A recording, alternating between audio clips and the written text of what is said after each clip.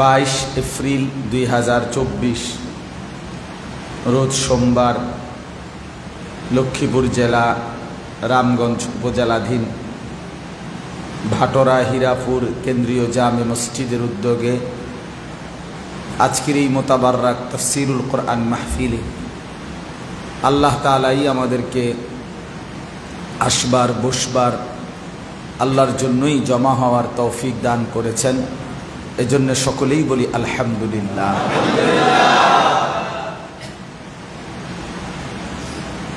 মুআজ্জাজ মোহতারাম হাজিরিন, তাফসিরুল কোরআন, কোরআনুল কারীমের ব্যাখ্যা, বিশ্লেষণ, বিস্তারিত আলোচনা। মূলত এই তাফসির এই শব্দটির মূল শব্দ ফাসরুন, ফা সিন রা, ফাসরুন অর্থ হলো স্পষ্ট করা, প্রকাশ করা, উন্মোচিত করা, খুলে দেওয়া। তাফসিরের মাধ্যমে কোরআনুল কারীমের শব্দাবলী, বাক্যগুলো, আল্লাহ তাআলার কথাগুলোকে বিস্তারিতভাবে ব্যাখ্যা করা হয়, বুঝায় বলা হয়, স্পষ্ট করা হয়। কোনো শব্দের মধ্যে, বাক্যের মধ্যে আমাদের জ্ঞানের বুঝের কমতির কারণে বুঝতে অসুবিধা হয়, তো সেটা তাফসিরের মাধ্যমে আরও খোলাসা করা হয়, স্পষ্ট করা। আমরা যেমন তাফসির বলি, মানে ফাসরুন,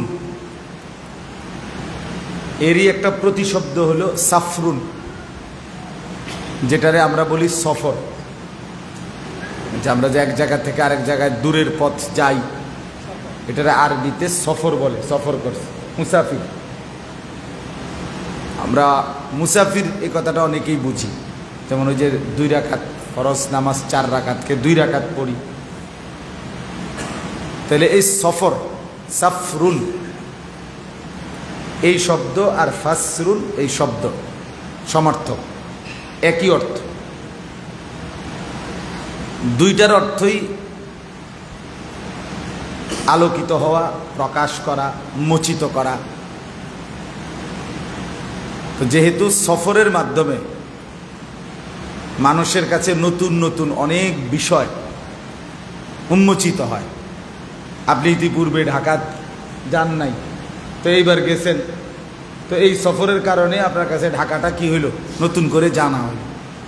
আপনি আগে ইন্ডিয়া যান নাই, তো এইবার গেছেন, তো এই সফরের কারণে আপনার কাছে ইন্ডিয়ার অনেক কিছু কি হলো, জানা হইল, প্রকাশ হলো। এই সফরের মাধ্যমেও মানুষের অনেক কিছু অজানা বিষয় জানা হয়, তার সামনে খুলে। এই জন্য সফর শব্দের অর্থ আলোকিত হওয়া, উন্মোচিত হওয়া। আবার ফাসরুন শব্দের অর্থ উন্মোচিত হওয়া, আলোকিত হওয়া। এই জন্য কোরআনুল কারীমের মধ্যে আছে ওয়াল্লাইলি ইযা আসফার, শপথ, কসম ওই রাত্রির যখন তা ভোর হয়, আলোকিত হয়, মানে সকাল হয়। শব্দটা যদিও আসফার মানে সফর, অর্থ হলো শপথ ওই রাত্রির যখন তা সফর করে। তো রাত্রি তো আর সফর করে না, রাত্রি কি আর ঢাকার থেকে চিটাং যায় না, মানে রাত্রি আলোকিত হয়। সফর করে মানে কি করে, এখানে আলোকিত হয়, উন্মোচিত হয়, মানে ভোর হয়। তাইলে এই দুইটা শব্দ আগে বুঝলেন, সাফরুন এবং ফাসরুন, উভয়টার অর্থই একই রকম, প্রকাশিত হওয়া, আলোকিত হওয়া, উন্মোচিত হওয়া, স্পষ্ট হওয়া, খুলে যাওয়া। আমরা এর কাছাকাছি আরেকটা শব্দ আরেকটু বুঝি, তাইলে একটা ফায়দা হবে। মোবাইল এইটা যাদের হাতে, এটা নামায় ফেলে, ভাইয়া এটা নামান, তো নামান, আমি এরপরে ধমক দেবো, কিন্তু হাতে ধরে মোবাইলে করে নামান। একজনও ধরবেন না, একজনও। যার রেকর্ড করা দরকার এরকম স্ট্যান্ড নিয়ে আসবেন, নাহলে বাঁশ নিয়ে আসবেন, বাঁশের আঘাত মেরে লাগাবেন।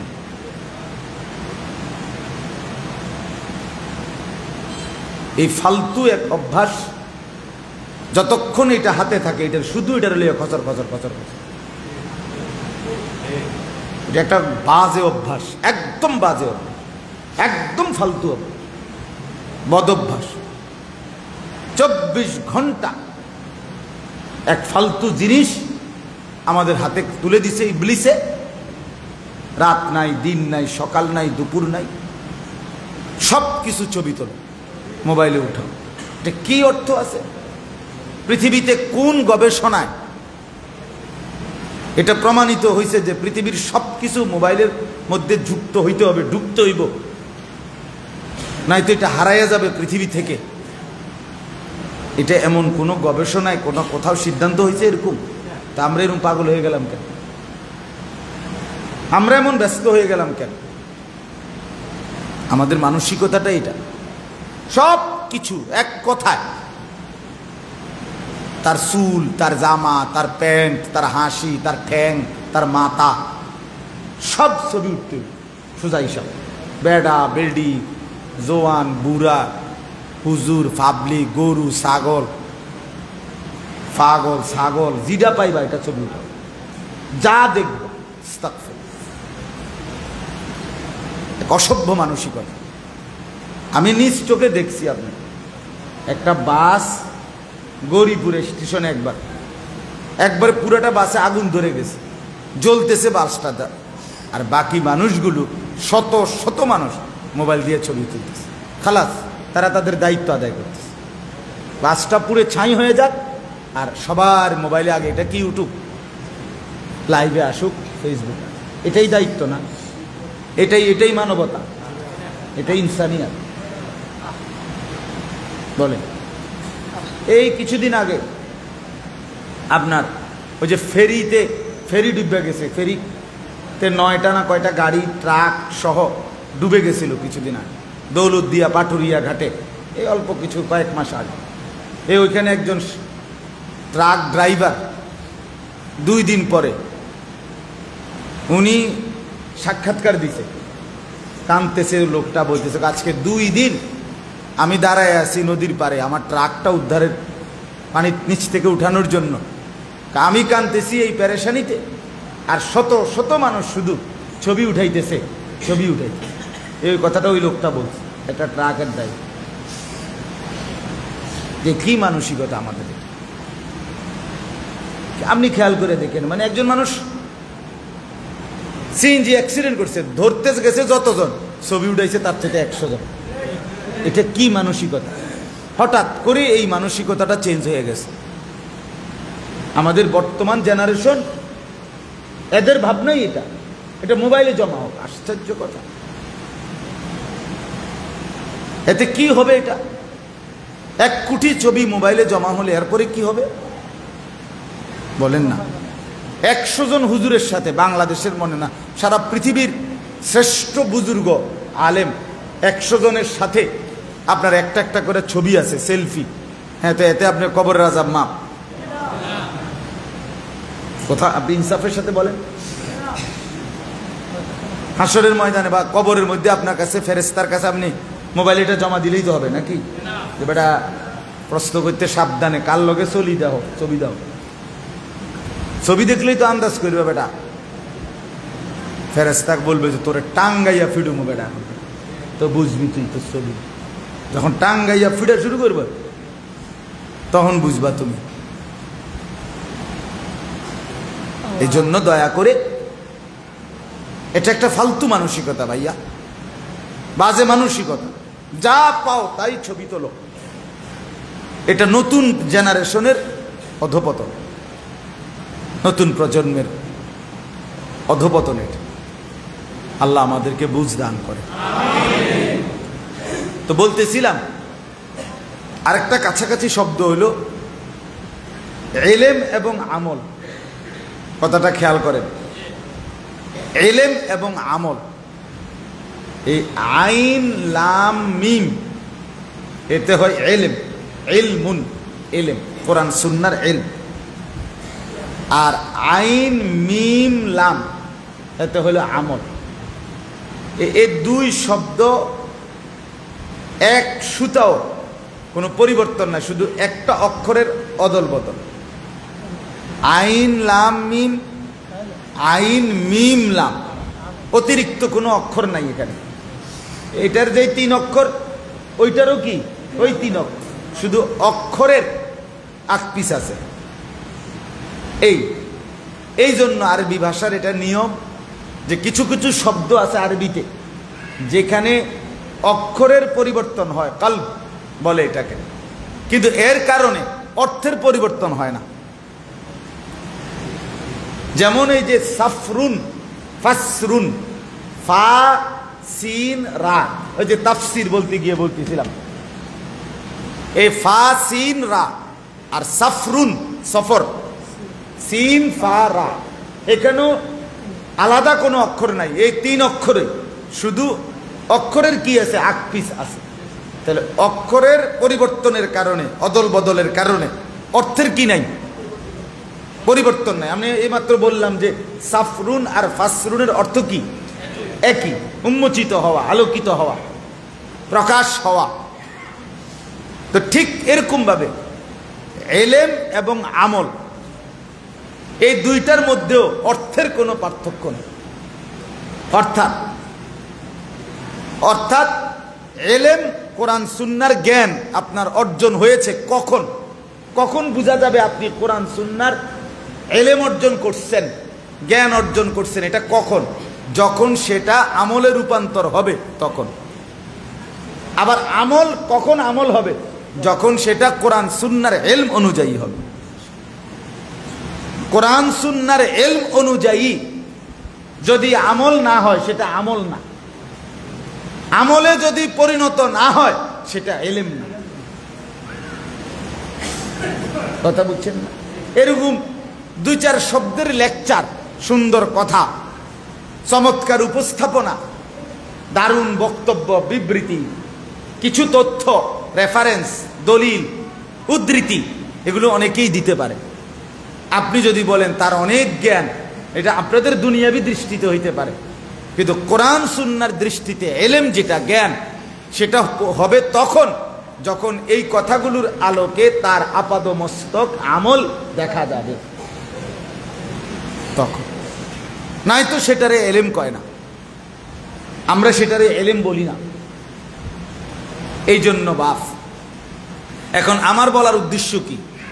আমার বলার উদ্দেশ্য হইল ওযু, গোসল, নামাজ, রোজা, হজ, জাকাত, উমরা, জিকির, তেলাওয়াত, দান, সাদাকা, হালাল হারাম, জায়েজ না জায়েজ, বৈধ অবৈধ, এই যাবতীয় বিষয় আপনাদের আমাদের প্রত্যেককে আমল করতে হয়। আর সেই আমলের জন্য যথোপযুক্ত ইলম জরুরি। ইলমবিহীন আমল আমল হয় না, আমলবিহীন ইলম ইলম হয় না। কথাটা বুঝছেন কিনা বলেন? আপনি আপনার মন মতো আমল করলে হবে না, ইলম অনুপাতে করতে হবে। আপনি শুধু ইলম অর্জন করলে বসে থাকলে হবে না, আপনাকে সেটা আমলে রূপান্তরিত করতে হবে।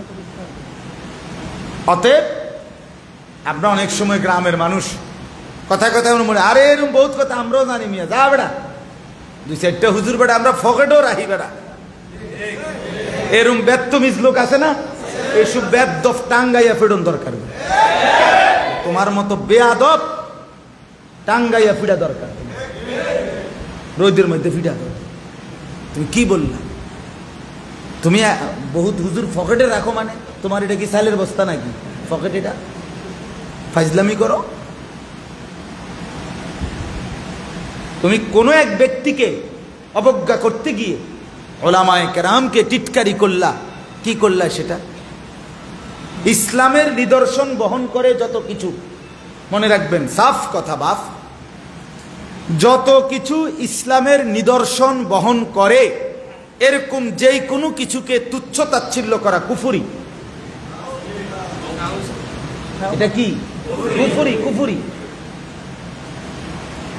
এটা কুফরি, খামখেয়ালি না।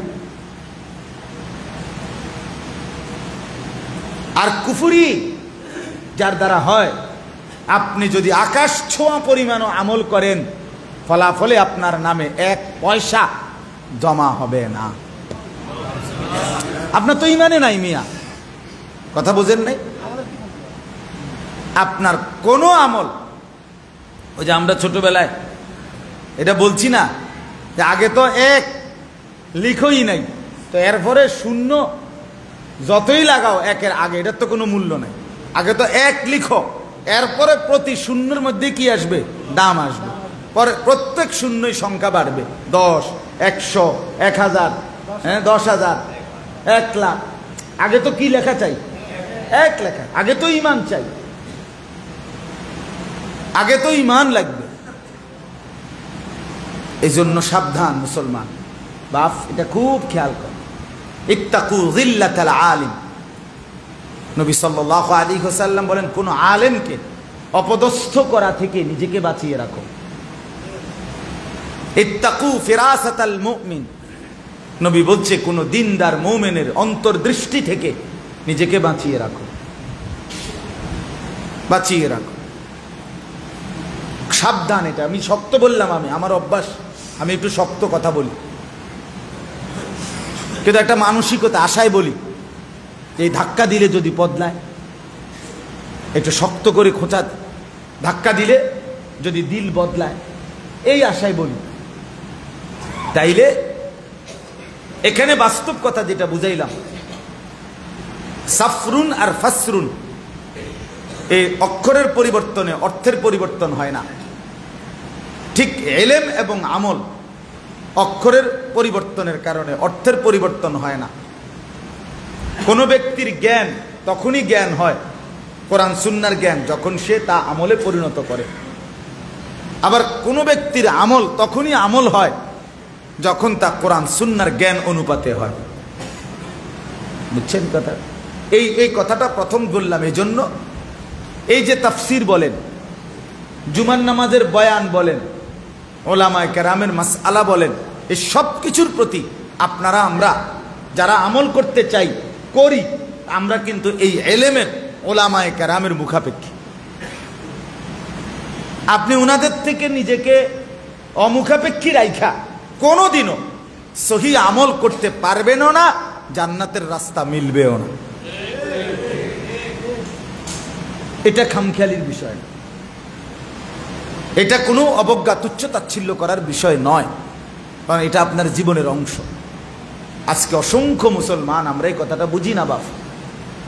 অসংখ্য মুসলমান 30 বছর ধরে একজন মুরব্বী, মনে করেন সামনের কাতারে ইমাম সাহেবের পিছনে নামাজ পড়ে, 30 বছর চাচা আপনি নামাজ পড়েন, আর যে 30টা বছর আপনি ইমাম সাহেবের ফজর মাগরিব এশা এই 3 ওয়াক্ত নামাজের সূরা কেরাত আপনি তো স্পষ্ট শুনতেছেন।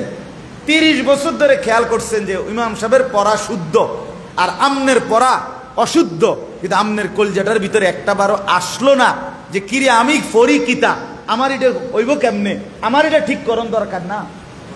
এইটা যার কলজার মধ্যে আইলো না এই পর্যন্ত, আপনি অশুদ্ধই পড়েন, তা আপনি কি মানুষ না প্লাস্টিক? আপনি কি তা কথা বলেন? এত বছরও আপনার বিবেকে এটা কুলাইলো না, আপনার বিবেকে আসলো না যে হায় হায় আমার ইমাম সাহেব 4 রাকাত নামাজ পড়াইতে লাগে 8 মিনিট 10 মিনিট, আর আমনের 4 রাকাত সুন্নত নামাজ পড়তে লাগে 2 মিনিট। ঘটনা কিতা? আপনি কি বাইক দিয়ে পড়ে আইয়েন নাকি জাপানি মেশিন দিয়ে পড়েন না কিতা? কথা বলেন না কেন? হ্যাঁ, আপনি কি নামাজ পড়েন? আপনি কি এই 4 রাকাত সুন্নত, আমি কত দেখছি এরকম 2 রাকাত সুন্নত পড়তে পড়তে নিয়ে মনে 12 রাকাত পড়ে লাইছে, উড়াইয়া লাইছে নামাজ পড়ে সব। আশ্চর্য কথা, কি পড়লেন এগুলো? কি পড়লেন? 100 দানার তাসবিহ, 100 দানার তাসবিহ, সুবহানাল্লাহ 33 বার, আলহামদুলিল্লাহ 33 বার, আল্লাহু আকবার 34 বার পড়তে দেরি। অসংখ্য মুরব্বী করে দেখি এমনি তসবিহটা নিতে দেরি, মিনিটের মধ্যে নাই। উড়াই লাইল। আর চায়না মেশিন তো না, জাপানি মেশিন লাগাইলো, এত দ্রুত করার কথা না। না না,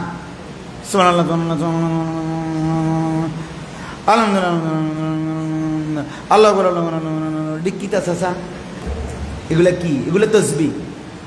আপনি ইনসাফের সাথে বলেন এগুলা নবী সাল্লাল্লাহু আলাইহি ওয়াসাল্লাম তিনি 33 বার সুবহানাল্লাহ এভাবে পড়তেন। আপনার বিবেক এটা বলে? কথা বলেন না চাচা, আপনার বিবেক এটা বলে? এই সুবহানাল্লাহ এভাবে পড়ছেন না? আবু বকর সিদ্দিক রাদিয়াল্লাহু তাআলা এভাবে পড়ছেন, আব্দুল কাদের জিলানী এভাবে পড়ছেন না? তো আপনি এটি কিটা পড়েন? আপনি কি তামসা করেন এগুলো? এটা কি বলেন? আপনি কোথায় যাবেন? এই তসবিহ শেষ মসজিদতে বাইরে বন সারা, বিড়ি সারা, সাদওয়ানে গপ মারন সারা, আপনি কামটা কিতা? কথা বলেন না কেন? আসরের পরে আপনি কোন মাটিটা কাটবেন গিয়া? কোন ক্ষেতের মাটি কাটবেন গিয়া আসরের পরে? আপনি এরকম শুরু করলেন কেন? আপনি তাসবিহ এত দ্রুত পড়ছেন কেন? রাসূলুল্লাহ সাল্লাল্লাহু আলাইহি ওয়াসাল্লাম এভাবে তাসবিহ পড়ে নাই, সাহাবায়ে কেরাম এভাবে তাসবিহ পড়ে নাই।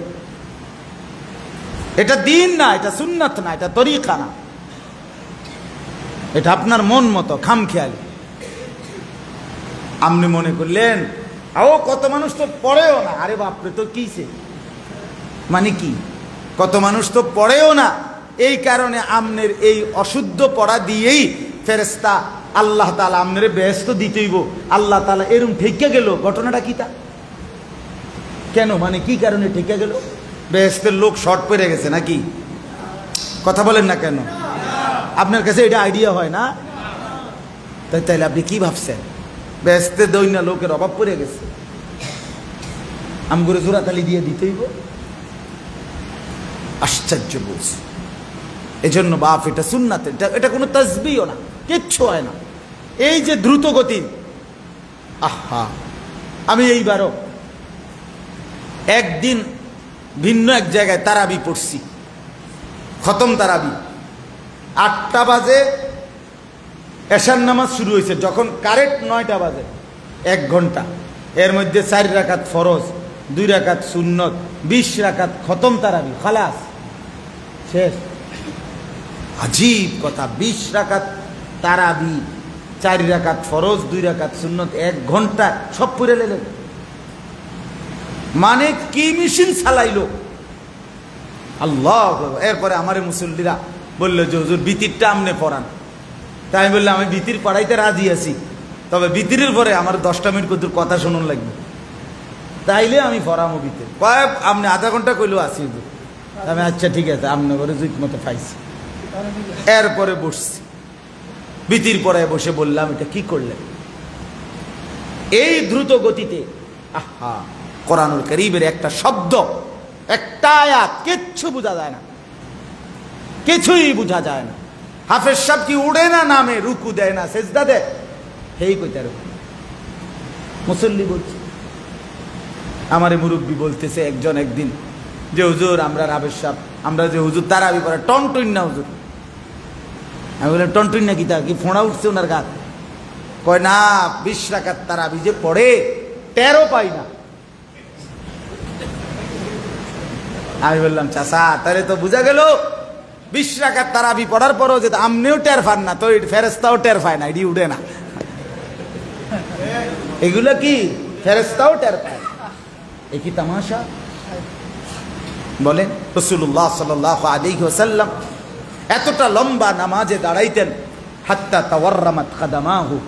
সরাসরি হাদিস। আল্লাহ নবী সাল্লাল্লাহু আলাইহি ওয়াসাল্লামের স্ত্রী আম্মা জান আয়েশা রাদিয়াল্লাহু তাআলা আনহা বলেন, নবী সাল্লাল্লাহু আলাইহি সাল্লামের 2 পাও ফুলে ফুলে যেত, এত লম্বা দাঁড়িয়ে থাকত।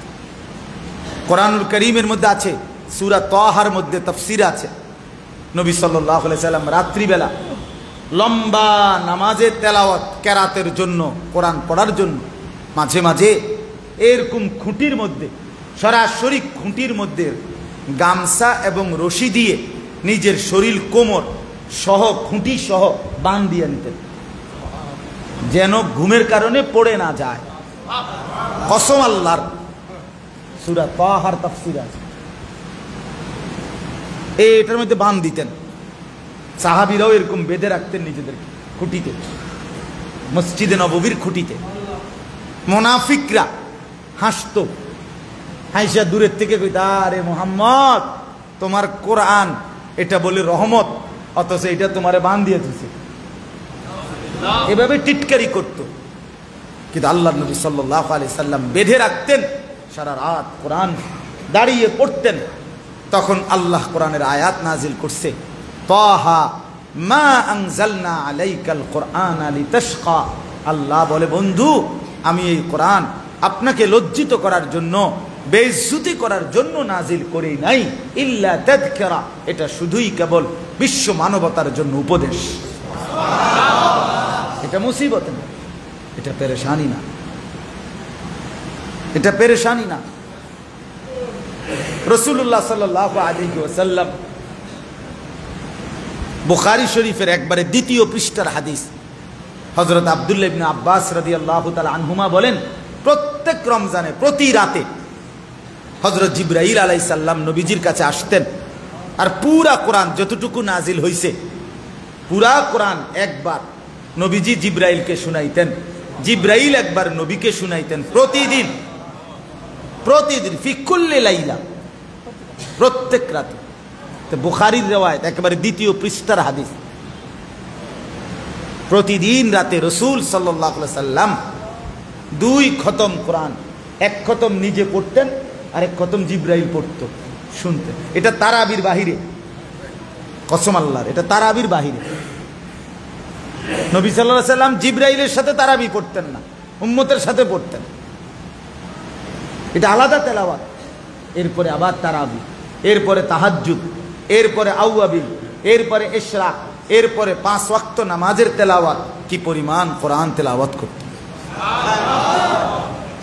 আপনি 20 রাকাত তারাবি পড়ার জন্য 40 মিনিট সময় আপনার জোটে না, আপনি মরতেন না, না আপনি কবরে যাইতেন না। সময় আপনার বাপের, সময় আপনার আব্বার, সময় বেশি লাগে। তারাবি খতম পড়লে দেল লম্বা, আস্তে আস্তে পড়লে সময় আপনার বাপে। কথা বলেন না কেন? সময় কার? আল্লাহর দেওয়া সময়। আল্লাহর জন্য একটু বেশি ব্যয় হইলে আপনার আপত্তি কিসের? সময় আপনার ছিল, এই রাত আপনি বদলাইছেন, আজকের দিনটাকে রাত আপনি করছেন, আমি করছি। প্রতি মিনিট বদলায় কে? আল্লাহ বদলায়। ইউকাল্লিবুল্লাহুল লাইলা ওয়ান নাহার, রব্বুল আলামিন বলে আল্লাহ রাত এবং দিন পরিবর্তন করেন।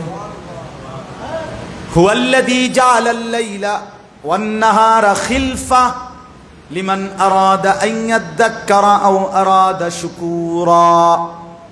আল্লাহ বলে, তিনি আল্লাহ যিনি রাত এবং দিন পর্যায়ক্রমে বাই সিরিয়াল বানিয়ে থাকেন, একটার পর একটা, একবার রাত আবার দিন, আবার রাত আবার দিন, আবার রাত আবার দিন, না এর ব্যতিক্রম হয়? বাপ দাদা কোনোদিন শুনছে কিনা যে 72 ঘন্টা টানা রাত ছিল? এমন গল্প শুনছেননি কোনোদিন? আপনার দাদাই কইছিনি কোনোদিন? না। আল্লাহ বলেন খিলফা, আমি রব্বুল আলামিন পর্যায়ক্রমে রাত এবং দিন বানিয়ে থাকি। কেন বানাই? কেন? লিমান আরাদা আন ইয়াযাক্কারা, যারা যারা চায় আমি আল্লাহকে স্মরণ করতে, আমার বন্দিগি করতে, তাদের জন্যে। আমি যদি রাত না বানাই, আমার বান্দা এশার নামাজ পড়বে কেমনে? মাগরিব পড়বে কেমনে? তাহাজ্জুদ পড়বে কেমনে? তাইলে বন্ধু, সারা রাত মোবাইলে উলঙ্গ ছবি দেখার জন্য রব্বে করিম রাত বানায় নাই। রাত তোমার আব্বায়ও দেয় নাই, রাত কোনো নর্তকীও এনে দেয় নাই। রাত তো দিয়েছেন আল্লাহ, দিন তো দিয়েছেন আল্লাহ। আল্লাহ বলেন এটা তো আমি করছি, আমি করছি। আও আরাদা শুকুরা, আল্লাহ বলেন এবং যারা যারা আমি আল্লাহর শুকর আদায় করতে চায় তাদের জন্যই আমি রাত এবং দিন বানিয়ে থাকি। তাহলে সময় কার? রাত কার? দিন কার? ঘন্টা কার? মিনিট কার? সেকেন্ড কার? সপ্তাহ কার? মাস কার, বছর কার? আল্লাহ। তার জন্য একটু বেশি ব্যয় হবে। সুবহানাল্লাহ। এটা একটু বেশি আস্তে আস্তে পড়লে আল্লাহর জন্য সময় একটু বেশি যাবে। আপনি এরকম করেন কা 4 রাকাত নামাজে ধীরে সুস্থে পড়লে আল্লাহর দেওয়া সময় একটু বেশি যাবে। এটা আপনার সমস্যা কি বলেন? আল্লাহ যদি এই রাতকে ভোর না বানায়, কারো বাপের ক্ষমতা আছে? কারো নেতার ক্ষমতা আছে? কারো দলের ক্ষমতা আছে? হ্যাঁ, আমরা সবার সার্টিফিকেটটি জমা দেন এখানে, সবার শিক্ষাগত সার্টিফিকেট জমা দিয়া আরো যত বুদ্ধিজীবীর সার্টিফিকেট একত্র করে গরম একটু কমায় দেন। বলেন না? হ্যাঁ, তো মাতবুরি তো বহুত কিছু জানি আমরা, এক একজন পণ্ডিতি শুদ্ধ, দুইটা শুদ্ধ কথা কইতে পারলে তো আমরা মনে করি বাবা আঙ্কেল কেমন আছেন, হ্যালো ভালো আছেন, বাবা মহাপণ্ডিত আপনি। দুইটা ইংরেজি মারলেই আপনি মহাপণ্ডিত। এখন আপনি আপনার শিক্ষাগত যোগ্যতা দিয়ে আপনি গরম কমান না পারবেন কি? কারো পক্ষে সম্ভব? কুল আরাআইতুম ইন জাআলাল্লাহু আলাইকুমুল লাইলা সারমাদান ইলা ইয়াউমিল কিয়ামাহ মান ইলাহুন গায়রুল্লাহ ইয়াতিকুম বিদিয়াইন। রব্বুল আলামিন বলেন, বন্ধু আপনি আমার বান্দাদেরকে জিজ্ঞেস করেন, আজকের রাতটাকে টেনে লম্বা করে কিয়ামত পর্যন্ত আমি আল্লাহ যদি রাত বানিয়ে রাখি, মান ইলাহুন গায়রুল্লাহ, আল্লাহ বলে বলো না বান্দা আমি আল্লাহকে বাদ দিয়ে আর কে আছে? ইয়াতিকুম বিদিয়াইন, আগামী কালকের ভোর তোমাদের জন্য এনে দিবে। কে? আল্লাহকে বাদ দিয়ে কে আছে? বলেন বাপ, বলেন যুবক, নওজোয়ান। সারা রাত উলঙ্গ ছবি দেখে দেখে শরীর কাপড় লুঙ্গি প্যান্ট নষ্ট করে তুমি নাফরমান যে ঘুমায় রইলা, এই রাত যদি আর ভোর না হয়, এই রাত যদি ভূমিকম্প হয়, জলোচ্ছ্বাস হয়, এই রাত যদি বিল্ডিং ধসে পড়ে যায়, তুমি তো আর কোনোদিন ফিরবা না, চোখ মেলবা না। তাইলে নাপাক শরীর নিয়ে তো জাহান্নামের দিকে রওনা দিতে হবে।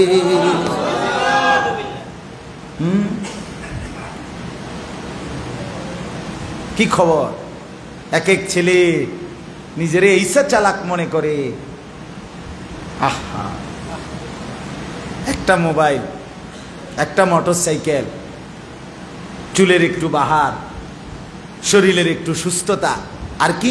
আর হইল মা বাবার খামখেয়ালি, আর কোনো কারণ নাই। মূল কারণ এটা, মা বাপ অপদার্থ, কন্ট্রোল করতে পারে না, কিছু বলার হিম্মত রাখে না, সাহস নাই, যার কারণে অক্ষম মা বাবার হাতে, যার ফলে ছেলেটা নিজের মতো খায়, ঘুমায়, মন চাইলে খাড়াইয়া মতে, মন চাইলে বইয়া মতে, মন চাইলে হাঁটতে হাঁটতে মতে, মন চাইলে বন্ধুদের সাথে আড্ডা মারে, মন চাইলে যা ইচ্ছা তা গালিগালাজ, অসভ্য কথা, নারীর পিছনে মেয়ের পিছনে চলছে তো চলছে, মদ জুয়া গান বাদ্য জিনা ব্যভিচার, নারীর ছবি। আহা, তার মানে মাথার উপরে কোনো ছায়া নাই। মূল কারণ হলো ব্যর্থ মা বাবার সন্তান, যার কারণে আপনার জিন্দিগির কোনো আগা মাথাও নাই, খুব পশ্চিম। আর কোনো কারণ, আর কোনো কারণ। যে নারী বেপর্দা, কি কারণে বেপর্দা? তার স্বামী অপদার্থ, এই কারণে বেপর্দা। যেই মেয়ে বেপর্দা, কি কারণে বেপর্দা? তার বাপ অপদার্থ, এই কারণে বেপর্দা। আমি তো সাফ বলি বেটা, যার স্ত্রী বেপর্দা, যার মেয়ে বেপর্দা, ওই পুরুষ বেগায়রত, ওই পুরুষ কাপুরুষ, ওই পুরুষের আত্মসম্মান আত্মমর্যাদা বলতে কিচ্ছু নাই বেটা। প্রয়োজনে তুমি চ্যালেঞ্জ করো আমার সাথে, আও এখন বুঝাবো। আমি বললাম আত্মসম্মান যার আছে তার স্ত্রী বেপর্দা হইতে পারে না। তোমার পৌরুষ ঘাটতি, তোমার হিম্মতে ঘাটতি, তোমার সাহসে ঘাটতি, তুমি এটারে বাজারের পণ্য মনে করে দিছ। স্ত্রী আমার, স্ত্রী দশের না, মেয়ে আমার, এটা আমি যদি আমার স্ত্রী সন্তানকে নিয়ন্ত্রণ করতে না পারি, আমি বেড়াইতেলাম কি লেগা? আমি নাফরমানের জন্য উপার্জন করব কেন? কথা বলেন না? সব আলাদা হোক। যা বেটা, তোমার পথে তুমি, আমার পথে আমি। আমি জীবনে একবার আমি আমার আব্বারে বলছিলাম, আব্বা আমি এই মাদ্রাসায় পড়বো না। আমার পড়ালেখার জীবনে একটা মাদ্রাসার ব্যাপারে একবার কইছি, আব্বা আমি আমার অন্য মাদ্রাসায় ভর্তি করেন, আমি এনে পড়তাম না। কসম আল্লাহর। আমার আব্বা বলছিল, ফুত পরের বেলা ভাত আমার ঘরে এক লোকমা ভাত মুখে দিও না, সাফ বেরো। যদি পড়তে হয় আব্বা যে মাদ্রাসায় দিছে এনেই পড়তে হইব, আর নইলে বেরো, তোমার পড়া তুমি পড়ো, নইলে যেটা মনে করি করো, গর্তে বাইরো। আমি কানতে কানতে ঠিকই মাদ্রাসায় চলে গেছি। আমি কিন্তু লক্ষ্মীপুরের ছাত্র, তুমচুর মাদ্রাসার ছাত্র। আমার জিন্দিগির পড়ালেখার মাদ্রাসার পড়ালেখা, স্কুলে প্রাইমারি স্কুল পাশ করে ক্লাস 5 জীবনের প্রথম মাদ্রাসায় পড়ালেখা শুরু করছি টুমচুর মাদ্রাসাতে। টুমচুর মাদ্রাসা আপনাদের লক্ষ্মীপুরের ভিতরে না? আমি টুমচুরেরই ছাত্র। ক্লাস 4-এ গিয়া ভর্তি হয়েছি, 4র্থ শ্রেণী। এই মাদ্রাসার পড়া শুরু, কোরআন হাদিস শিখা শুরু। এই জন্য বললাম বাপ, এটা আত্মসম্মানের বিষয়। রাসূলুল্লাহ সাল্লাল্লাহু আলাইহি ওয়াসাল্লাম বলছে, যে পুরুষের স্ত্রী এবং কন্যার ব্যাপারে, যে পর্দার ব্যাপারে যত্নবান, সেই একমাত্র গায়রতওয়ালা, আত্মসম্মানওয়ালা। যার এটা নাই তার গায়রত নেই, আত্মসম্মান নাই। আল্লাহ আমাদেরকে মাফ করে দেন, আল্লাহ আমাদেরকে বুঝ দান করেন। শক্ত হইলেও মাফ করে দিয়েন। কারণ হইল, যদি ধাক্কাও লাগে কলিজায়, যদি লজ্জাও লাগে অনুভূতিতে, তারপরেও যদি বদলাইতে পারেন, ফিকির করতে পারেন, আরেকবার নড়ে চড়ে বসতে পারেন, তাইলে আল্লাহ তাআলা মাফ করে দিবে। আর নাইলে আমি জোর কোন রকম দুগা ভাত খাইয়া মরে যাও, কোন রকম দুনিয়াটা পার করো না কাকা, কোন রকম মরেন না, কোন রকম চেষ্টা করিয়া দুনিয়ায় থাকেন। কোন রকম মরলেই আপনি কবরে গেলেই ফিরে আপনারা শুরু হয়ে যাবে। আল্লাহ বারবার নিষেধ করছে, বান্দা কোন রকমে চাইও কবরে আইও না, কোন রকমে দুনিয়ায় থাকো, তাহলে আরো কিছুদিন আপেল মালটা খাইতে পারবেন। কিন্তু কোন রকম কবরে যাওয়া নিষেধ। কথা বলেন না কেন? কোরআনে আল্লাহ বলছে কোন রকমে কবরে যাইতে, ওয়ালা তামুতুন্না ইল্লা ওয়া আনতুম মুসলিমুন। এটার অর্থ কি? কোন রকম পূর্ণ মুসলমান না হয়ে আল্লাহ বলছে মইরো না, কবরে আইসো না বান্দা, কষ্ট পাইবা, কষ্ট পাইবা। আল্লাহ আমাদেরকে মাফ করে দেন। তাইলে বাপ, আমার এই প্রথম কথা আবার ফিরে আসেন। আমি যেটা বলছি, এই যে কোরআনের তাফসীর, এই যে রাসূলুল্লাহ সাল্লাল্লাহু আলাইহি সাল্লামের হাদিস, উলামায়ে কেরামের মাশায়েখের ফতোয়া, এই সব কিছুর ইলম আপনাদের আমাদের প্রত্যেকের জন্য দরকার। দরকার কেন? বিশুদ্ধ আমলের জন্য। বিশুদ্ধ আমলের জন্য বিশুদ্ধ ইলম দরকার, ইলম দরকার। এই জন্য কোরআনের তাফসীর, উলামায়ে কেরামের বয়ান, মাশায়েখের ফতোয়া, এগুলো আপনারা কখনোই এগুলোর থেকে নিজেকে বিমুখ, অমুখাপেক্ষী মনে করবেন। আও রাখো, হুজুররার সব কথা ধরলে বর্তমান জামানায় চলন যাইতো না, এমন কথা বলুন না, মানুষ আছে না? সব কিছুতে হুজুররার কোরআন কিতাব টাইন আইন না। হ্যাঁ, সব কিছুতে মিয়া, প্রত্যেক কথার মধ্যে মিয়া কোরআন হাদিস টাইন না আনো মিয়া। এই কথাটা কি বললেন? এ তো কুফরি কথা বললেন, এ তো শিরকি কথা বললেন, এ তো হারাম কথা বললেন আপনি। কোরআনুল কারীম জীবনের কয়টা বিষয়ের জন্য? 10টা বিষয়ের জন্য।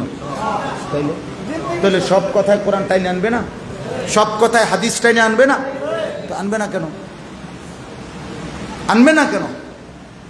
এই জন্য দয়া করে আপনাদের কাছে আমার প্রথম অনুরোধ, আপনাদের এই উদ্যোগ, এটারে মোবারকবাদ জানানোর জন্য আমি এতগুলো কথা বলছি। আপনাদের এটা মহৎ উদ্যোগ। আমার ভাই জাকির ভাই আমারে বলছেন এটার, এই জন্য আমি আসছি। আমার কথা হইল, তাফসিরুল কোরআন মাহফিলটাকে ধারাবাহিকভাবে নিয়ম মাফিক সুন্দর, আরো সুন্দর, একবারে নিয়ম মাফিক ধারাবাহিক কোরআনুল কারীমের একবারে প্রথম আয়াত থেকে শেষ পর্যন্ত কোরআনুল কারীমের পূর্ণ তাফসির হবে এই মসজিদে বা এই এলাকায়, এমন একটা স্বপ্ন নিয়ে কাজ শুরু করেন। হতে পারে আপনার আমলে শেষ হইতো না, হতে পারে আপনার আমলে হবে না, হতে পারে এই ধারাবাহিকতা 30 বছর পরে শেষ হবে, কিন্তু 30 বছর চলমান সমস্ত নেকি এই উদ্বোধনকারী আয়োজনকারীদের আমল নামায় খোদার কসম নেকি আসতেই থাকবে, আসতেই থাকবে। এটা দরকার মহৎ। আপনি সব শুনতে পারতেন না, হয়তো আপনার জেনারেশন শুনবে, ছেলেরা শুনবে, নাতিরা শুনবে, এরপরের প্রজন্ম শুনবে। এই জন্য এই উদ্যোগটাকে আরো সুন্দর কেমনে করা যায়, কার্যকর, আরো ফলপ্রসূ, ফায়দা হবে। আমি আপনার ঢাকা গাজীপুর কালীগঞ্জ একটা জায়গা আছে, ওইখানে 9 দিন ব্যাপী তাফসির মাহফিল হয়।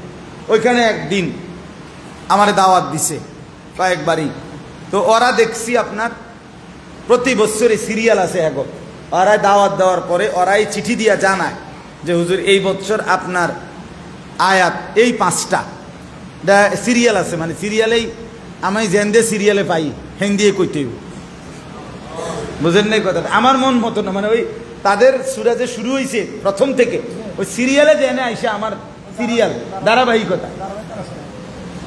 কুমিল্লা শহরে আমি একজন আলেমকে দেখছি, মাওলানা আবুল খায়ের সাহেব, এখন অসুস্থ মাযুর।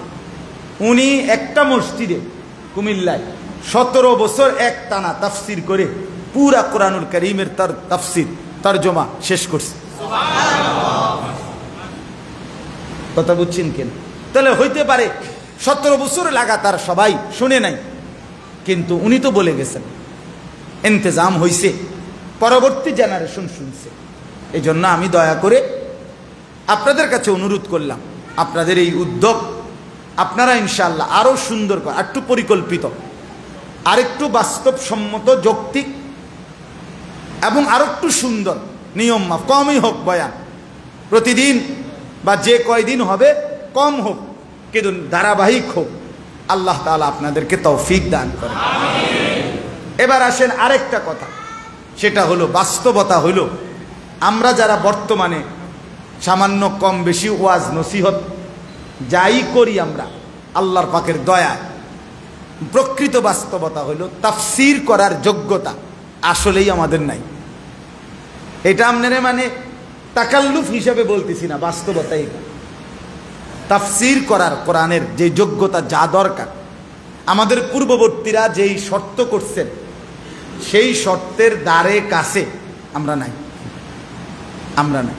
কমপক্ষে 15টি শাস্ত্রে, 15টি বইতে না, 15টি এলেম পূর্ণাঙ্গ, ইলমুস সরফ, ইলমুন নাহু, ইলমুল বালাগাত, ইলমুল ফাসাহাত, এরকম আলাদা আলাদা, মানে কোরআন সুন্নাহর ইসলামিক জ্ঞানের ভান্ডার আলাদা আলাদা 15টি বিষয়ে শাস্ত্রে কেউ যদি পূর্ণ জ্ঞান অর্জন করে, এরপরে আল্লাহ তাআলার সাথে যদি তার গভীর আত্মিক রুহানি সম্পর্ক কায়েম থাকে, ওই ব্যক্তির জন্য কোরআনুল কারীমের তাফসীর করার কিছুটা যোগ্যতা রাখে। আমাদের দেশে হইল পৃথিবীর সবচেয়ে বেশি আন্তর্জাতিক খ্যাতি সম্পন্ন মুফাসসিরে কোরআন বাংলাদেশে অবস্থিত। আল্লাহ দান খনি, একবারে ডাইরেক্ট খনি, একের খনি বাংলাদেশ। সবাই আন্তর্জাতিক খ্যাতি সম্পূর্ণ, অন গ্রামের হেমাতা তো কেউ চিনে না, এবারে এবারও আন্তর্জাতিক খ্যাতি সম্পন্ন।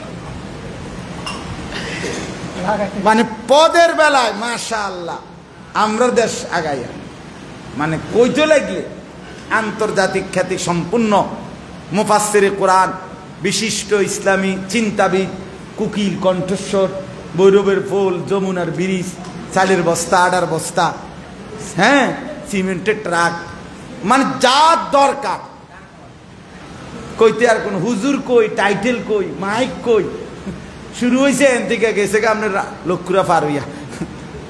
এই যে হালাত, যার কারণে আমরা অনেক সময় আওয়াজ, শোরগোল, হাঙ্গামা অথবা কিছু চমকপ্রদ গল্প কাহিনী ঘটনা ইত্যাদির মধ্যে ভিড়ে হারাইয়া প্রকৃত কোরআনুল কারীমের মূল নূর আলো বঞ্চিত হয়ে যায়। এই জন্য বাস্তব কথা হইল কোরআনুল কারীমের পূর্ণাঙ্গ মূল তাফসীর আসলেই এখনকার আমাদের জন্য করা কষ্টকর। নতুন তাফসীর কোনোভাবেই উপযোগ দরকারও নাই, যোগ্যতাও নাই। তাহলে এখন আমরা তাহলে কি করি, মানে আমরা করিটা কি? তাইলে আমরা এটা করি, আরবের একজন বিশ্ববিখ্যাত মুফাসসির মুহাম্মদ আলী আস-সাবুনী তিনি বলছেন এই কথাটা বড় সুন্দর, যে একটি বাগানের একজন মালিক যে বাগান পরিচর্যা করে, অনেক দিন গাছগুলোকে পরিচর্যা করে প্রতিটা গাছে সুন্দর করে যত্ন করে করে এখন আইসা পুরা বাগানের মধ্যে ফুল ধরছে, ফুল ফুটছে, পুরা বাগান ফুলে ফুলে ভরা। এইবার লোকেরা আসতেছে বাগান দেখতে, আর মালি একটা একটা ফুল তুলে তুলে মানুষের হাতে তুলে দিচ্ছে, মানুষ ফুলের ঘ্রাণ পেয়ে মজা নিচ্ছে। ঠিক তিনি বলেন, আমাদের পূর্ববর্তী মুফাসসিররা পূর্ব জামানার, আজ থেকে 500 বছর আগে, আজ থেকে 300 বছর আগে, আজ থেকে 700 বছর আগে আমাদের পূর্ববর্তী উলামায়ে কেরাম কোরআনুল কারীমের তাফসীর এইভাবে সাজিয়ে বাগানের ফুলের মতো সাজায়া লিখে গেছেন, বলে গেছেন। এখন আমরা যারা বর্তমান উলামায়ে কেরাম, আমাদের দায়িত্ব ওনাদের সেই সাজানো বাগানে ফোটা ফুল থেকে তুলে তুলে আপনাদের সামনে পেশ করা। এর দূরে যদি আমরা কেউ সঠিকভাবে করতে পারি তাইলে সার্থক। নতুন মাতবরির আর দরকার নেই, নতুন পণ্ডিতির দরকার।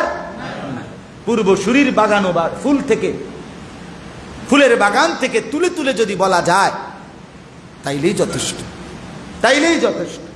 এই জন্য নতুন করে বলা, নিজস্ব মতামত বলা, নিজস্ব বুদ্ধি বলা কোরআনুল কারীমের তাফসীরের ক্ষেত্রে এটা উচিত না। বরং প্রত্যেকটা কথা খেয়াল করতে হবে, আমার পূর্ববর্তী মনীষীগণ এর তাফসীরে, এর ব্যাখ্যায় রাসূলুল্লাহ সাল্লাল্লাহু আলাইহি সাল্লাম থেকে সাহাবায়ে কেরামের মাধ্যম হয়ে যা বলেছেন সেই আলোকে বলা, ব্যাখ্যা করা, সেটাই উম্মতের সামনে পেশ করা, এটাই নিরাপদ, এটাই যৌক্তিক, এটাই উচিত, এটাই জান্নাতের পথ। যত জায়গায় যত মানুষ নিজস্ব মতামত পেশ করতে গেছে ওখানেই ফিতনা হইছে, ঝামেলা হইছে, ওখানেই ঝগড়া বাঁধছে। এজন্য আমি আপনাদের কাছে ভূমিকা স্বরূপ এতগুলো কথা সবগুলো বলে দিলাম। 1 নম্বর কথা হলো, এ কথা বললাম যে কোরআন সুন্নাহর ইলম আপনার যদি জানা না হয় তাহলে আপনি আমল করতে পারতেন না। আর আমল যদি কোরআন সুন্নাহর অনুপাতে না হয় সেটা আমল হবে না। তাহলে আমলের জন্য ইলম দরকার কিনা?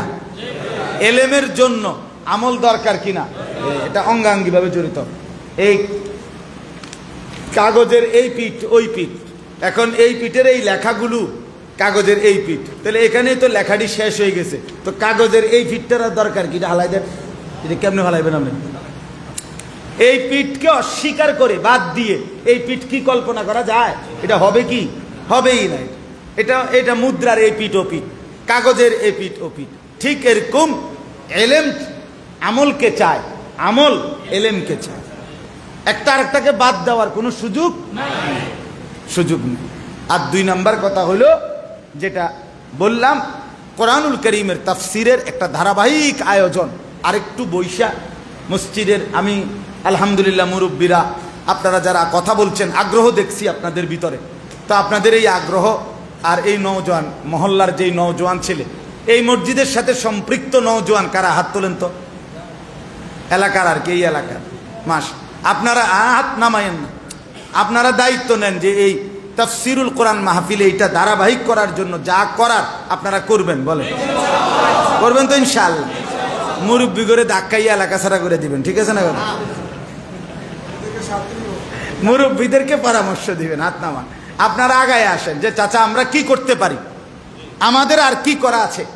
সবাই মিলে ইনশাআল্লাহ আন্তরিক হইলে আগামী 30 বছর পরের জেনারেশন একদিন হয়তো দেখবে কোরআনের তাফসীর শেষ হয়েছে, এখানে কোরআনের তরজমা কি হয়েছে, শেষ হয়েছে। আল্লাহ তাআলা তৌফিক দান করেন। আর কি বললাম, 3 নম্বর কথা হলো এই কোরআনুল কারীমের প্রকৃত তাফসীর আমাদের পূর্ববর্তী মনীষীগণই করে গেছেন। এখন আমরা শুধু ওনাদের বর্ণিত লিখিত ওনাদের বলা সেই কথাগুলোই আপনাদের সামনে কি করি, পেশ করি। আর এটাই উচিত, এটাই নিরাপদ, এটাই যৌক্তিক, এটাই জান্নাতের পথ। বলেন আলহামদুলিল্লাহ। কোরআনুল কারীমের এবার একটা আয়াত বলি, তাহলে এটা বুঝতে সুবিধা হবে। কোরআনুল কারীমের মধ্যে আছে আল্লাহ তাআলা বলেন, ওমান ইউশাকিকির রাসূলা মিন বাদি মা তাবায়্যানা লাহুল হুদা ওয়া ইয়াত্তাবি গায়রা সাবিলিল মুমিনিন। এই আল্লাহ দুইটা কথা বলছে, যেই মানুষ আমার যেই বান্দা আমার রসুলকে দিয়ে আমি আল্লাহ 23 বছরে সমস্ত হেদায়েতের রাস্তা স্পষ্ট করে বলে দেওয়ার পরও আমার রসুলের পথের বিরোধিতা যে করবে, 1। 2, ওয়ায়াত্তাবি গায়রা সাবিলিল মুমিনিন, আমার ঈমানদার মুমিন মুত্তাকি দিনদার এই ঈমানদাররা যেই পথে চলছে এর উল্টো পথে যে চলবে। তাহলে রসুলের উল্টা ঈমানদারদের উল্টা, কয়টা উল্টা? রসুলের উল্টো যে চলবে, ঈমানদারদের পথের উল্টো যে চলবে, আল্লাহ বলেন এই উল্টা মিয়ারে, যেই উল্টা মিয়া দুইটা উল্টা করলো, নুয়াল্লিহি মা তাওয়াল্লা, আমি তাকে উল্টো পথেই চালাবো, ওয়া নুসলিহি জাহান্নাম, একদিন লাথি দিয়া ধাক্কা দিয়া জাহান্নামে ফেলে দেব। ওয়াসাআত মাসীরা, সেদিন বুঝবা না ফরমান জাহান্নাম কত নিকৃষ্ট ঠিকানা, তখন টের পাইবা। আজকের মাতবুরি মসজিদের ইমাম বলল এদিকে, আপনি বলছেন ওইদিকে, খতিব সাহেব বললেন এমনে, আপনি বলেন হেমনে, আলেমে দিন বলছে এইভাবে, আপনি বলছেন তার উল্টোটা। আল্লাহ বলেন ঠিক আছে চলো উল্টা, আমিও তোকে উল্টো উল্টোই চলে একদিন তোকে আমি আল্লাহ জাহান্নামেই ফেলে দেব। নাউযুবিল্লাহ। এজন্য বাপ খেয়াল রাখা চাই। আল্লাহ তাআলা আমাদেরকে বুঝ দান করেন। চলেন এবার আয়াতগুলোর তর্জমা বলি, তাইলে ইনশাআল্লাহ আমার কথা শেষ। কোরআনুল কারীমের 25 নম্বর পারা, কোরআনুল কারীমের 43 নম্বর সূরা, সূরাটার নাম সূরায়ে যুখরুফ। এই সূরার 67 নম্বর আয়াত থেকে আমি তেলাওয়াত করেছি, কয়েকটা আয়াতের তর্জমা আপনাদেরকে শোনাবো ইনশাআল্লাহ। অল্প কথায়, খুব লম্বা তাফসীর করতে হবে না, আপনি এমনি বুঝবেন ইনশাআল্লাহ। কোরআনুল কারীম প্রত্যেককেই আলো দেখায় যদি কেউ মনোযোগ দেয়। যে মনোযোগ দিবে, যে আন্তরিকতা দেখাবে, কসম কোরআন তাকে আলো দেখাবে। কোরআনুল কারীম বুঝবার জন্য এসএসসি পাস জরুরি না, কোরআনুল কারীম বুঝবার জন্য ইন্টার পাস কি না জরুরি। কোরআনুল কারীম বুঝবার জন্য বাংলা লেখা, হাতের লেখা জানতে জরুরি না, অক্ষর জ্ঞান জরুরি না। আপনার যদি আন্তরিকতা থাকে, আকলে সেলিম থাকে, আপনি আল্লাহর কোরআন বুঝবেন। আল্লাহ বলছে আমার বান্দা তোমরা যেই চাও বুঝতে, শিখতে, মানতে, পালন করতে, ব্যাখ্যা করতে, আমি প্রত্যেকের জন্য কোরআন সহজ করে দিয়েছি। ওয়ালাকাদ ইয়াসসারনাল কোরআন, সহজ করে দিয়েছি। আমি বললাম, আল্লাহ বলছেন আমি সহজ করে দিয়েছি। কাজেই কোরআনুল কারীম প্রত্যেকেই বুঝবেন, এই মানসিকতা নিয়েই শুনেন। বলেন ইনশাআল্লাহ। আল্লাহ তাআলা বলেন আল আখিল্লাউ ইয়াউমাইদিন বা'দুহুম লিবা'দিন আদুউন ইল্লাল মুত্তাকিন। এই আমি যে আয়াতগুলো পড়ছি, এই আয়াতগুলোর মধ্যে মূল বক্তব্য এই কথাটা, এই কথাটার ব্যাখ্যা হলো পরের গুলা। কথা বুঝছেন নি আপনি? প্রথম বক্তব্য হলো এই আয়াতটা, এইটা বুঝলে আপনি বাকি পরের কথাগুলোর শুধু অর্থ শুনলেই বুঝবেন। পরের আয়াতগুলো 25 নম্বর পারা 43 নম্বর সূরা, সূরায়ে যুখরুফ এর 67 নম্বর আয়াত। আয়াতের তর্জমা বুঝার জন্য আমি একটা ছোট্ট কথা বলি, তাহলে বুঝবেন। এই পৃথিবীতে আমরা যারা এখানে বসছি, আমরা সবাই বুঝি প্রতিটা মানুষ কারো না কারো সাথে বন্ধুত্ব করে, করে কিনা বলে? মানুষ সমাজবদ্ধ জীব, মানুষ একাকী থাকা পছন্দ করে না। প্রত্যেক মানুষ জীবন চলার পথে কারো না কারোর সাথে তার কি হয়, সম্পর্ক হয়, আন্তরিকতা হয়, বন্ধুত্ব হয়। এটা তার একটা স্বাভাবিক মানসিকতা। মানুষ একাকী, একাকিত্বের যন্ত্রণা পৃথিবীর সবচেয়ে বড় যন্ত্রণা, সবচেয়ে বড় যন্ত্রণা। আপনি কারো 100 কোটি টাকার বাড়ি, পৃথিবীর সমস্ত দামি জিনিস সব এখানে, সব কিছু পর্যাপ্ত হিউজ পরিমাণ আছে, কিন্তু লোকটা একা। আপনি তারে ওই ঘরে রাইখে দেন যে আপনি শুধু একা, কিন্তু ফ্রিজ বলেন, এসি বলেন, আপেল বলেন, মালটা বলেন, খানা বলেন, যা বলেন সব রেডি, শুধু আপনি থাকবেন কি একা। এই লোকটা 2 দিন পরে 6 দিন পরে পাগল হইয়া বাইরে যাবে। তো তোর ফ্রিজেরও খেতা কিলে আমার আপেলেরও দরকার নাই, মালটারও দরকার না, আমার একলা ভাল লাগে না, ঠিক কিনা বলেন? মানুষ একাকিত্বের যন্ত্রণা। আপনাদের কারো মনে আছে কিনা, কিছুদিন আগে, আরো 2-4-5 বছর আগে মনে হয়, একজন ভদ্রলোক এই একাকিত্বের যন্ত্রণা সহ্য করতে না পেরে লাইভে নিজের হাতে পিস্তল দিয়া আত্মহত্যা করে, আত্মহত্যা করে পৃথিবীবাসীকে দেখাইছে একাকিত্বের যন্ত্রণা কি পরিমাণ। আচ্ছা, ইউরোপে, সব ইউরোপের মধ্যে, আমেরিকা, ইউরোপে আদালতে যত মামলা হয় এর মধ্যে অসংখ্য অগণিত মামলা আছে এই কথার বিষয়ে, মামলা যে বাদীর আরজি শুধু আমার সন্তান, আমার ছেলে, আমার মেয়ে আমাকে একটু সময় দেয় না, 5টা মিনিট সময় দেয় না, 1 ঘন্টা সময় দেয় না, আমি একাকিত্বের যন্ত্রণায় পড়ে আছি, আমার বাড়ি গাড়ি সব আছে, শুধু মহামান্য আদালতের কাছে আরজি সে যেন বাধ্য করে আমার ছেলেটা যেন আমাকে একটু সময় দেয়, একটু কথা বলে, এইটাই হলো মামলার বিষয়। একাকিত্ব, একাকিত্বের যন্ত্রণা। বৃদ্ধ আশ্রমে যে মানুষগুলো পড়ে থাকে বছরের পর বছর, আপনি গিয়ে কোনোদিন দেখেন তাদের মুখে বাস্তব কোনো হাসি নাই, যদি হাসে সেটা কৃত্রিম। এটা যদি পরীক্ষা করে ল্যাবে ফরমালিন আসবে, ফরমালিন আসবে। একাকিত্ব, একাকিত্ব কষ্টকর। মানুষ সমাজবদ্ধ জীব, মানুষ জীবন চলার পথে কারো না কারোর সাথে বন্ধুত্ব করে। এই বন্ধুত্বটা মানুষের সহজাত, এই মানসিকতাটা, এটা 2 রকম। মানুষের বন্ধুত্ব হয় 2 রকম। কেউ বন্ধুত্ব করে ঈমান, আমল, আখিরাতের ভিত্তিতে, কেউ বন্ধুত্ব করে আল্লাহর নাফরমানি, অবাধ্যতা, পাপ, অপকর্মের ভিত্তিতে। এই 2টাই বন্ধুত্ব। এক বন্ধু, আমি ওনাকে পছন্দ করি, উনি আমাকে পছন্দ করে, আমাদের 2 জনের বন্ধুত্ব মনে করেন ঈমান আমলের বন্ধুত্ব। আমি ওনারে আখিরাত মনে করাই দিলাম, উনি আমারে আখিরাত মনে করাই দিল। উনি আমারে মনে করাই দিল আসর কোথায় পড়বেন, আমি ওনারে মনে করাই দিলাম মাগরিব ওইখানে গিয়ে পড়বো। কথা বুঝছেন কি না? উনি আমারে বললেন আপনি হজ করছেন? হ্যাঁ। আমি বললাম চলেন এবার আমার সাথে হজে চলেন।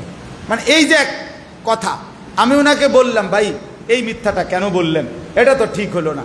উনি আমাকে বললেন হ্যাঁ ভাই চলেন, আসলে এটা আমরা ছেড়ে দেই। এই যে একজন আরেকজনকে দিবা নিশি আন্তরিকতার কারণে, বন্ধুত্বের কারণে, প্রচুর পরিচয়ের কারণে, সম্পর্কের কারণে আখিরাতের কথা, কবরের কথা মনে করায়। আমার ড্রাইভার আমারে জিজ্ঞেস করে আসরের নামাজ কোথায় পড়ব, আমি ড্রাইভারে বলি অনেক সময় মাগরিব কোথায় গিয়ে থামমু। এই যে সম্পর্কর ভিত্তি আখিরাত, কি বলেন না, আখিরাত, ঈমান, আমল, পরকালের ভিত্তিতে বন্ধুত্ব, অর্থাৎ একে অপরকে আখিরাতের কথা মনে করায় দেয়। এটা একটা বন্ধুত্ব, এটা একটা সম্পর্ক। আপন স্বামী স্ত্রীও এমন হইতে পারে, এরাও বন্ধু, স্বামী স্ত্রীও কি বন্ধু। আর এই বন্ধুত্ব যদি ঈমান, আমল, আখিরাতের ভিত্তিতে হয়, এটা একটা বন্ধুত্ব। যেমন হাদিসে আছে রাসূলুল্লাহ সাল্লাল্লাহু আলাইহি ওয়াসাল্লাম বলছেন, ওই স্বামীর উপরে আল্লাহ রহমত বর্ষণ করে যে তার স্ত্রীকে ফজরের নামাজের জন্য জাগিয়ে দেয়। যদি উঠতে না চায়, ফাইন আবাত নাদাহা ফি ওয়াজহিহাল মা, নবীজি বলেন যদি স্ত্রী উঠতে না চায় তাহলে স্বামী তার চোখে মুখে পানির ছিটা দিয়ে দেয়। আল্লাহ রসুল বলেন ওই স্বামীর উপরে রাহিমাল্লাহু রাজুলান, আল্লাহ ওই স্বামীর উপরে রহমত বর্ষণ করে।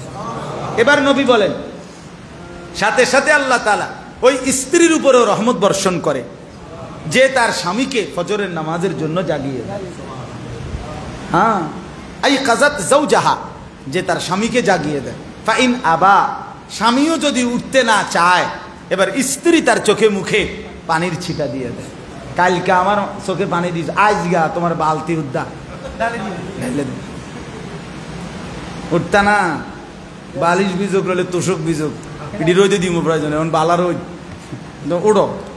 এই যে মজা, আন্তরিকতা, ভালোবাসা, সম্পর্কের ভিত্তিতেই একে অপরকে কিসের জন্য তুলে দিল?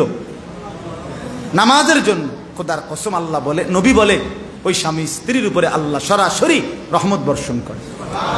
তাহলে এই সম্পর্ক ঈমান আমলের সম্পর্ক, এই বন্ধু একে অপরের বন্ধুত্ব, ঈমান আমলের বন্ধুত্ব, ঈমান আমল, এটা একটা।